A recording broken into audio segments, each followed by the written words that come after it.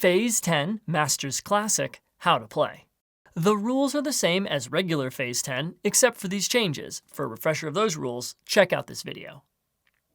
Separate the target phase cards, and each player picks a color and takes a pile. Return any unused ones to the box.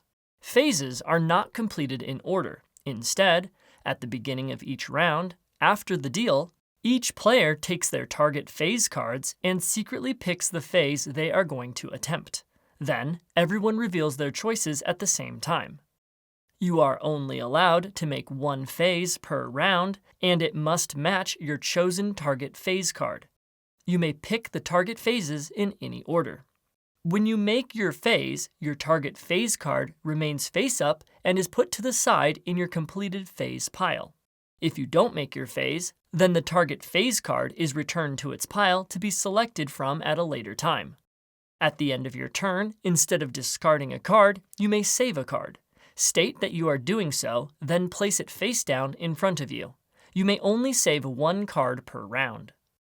Saved cards are not discarded at the end of the round, but instead remain in front of you. New save cards from multiple rounds stack on top of each other. You may not shuffle or rearrange your save pile, and you are only allowed to have a max of 3 save cards at a time. At the start of your turn, you may choose to draw from your save pile instead of the deck or discard.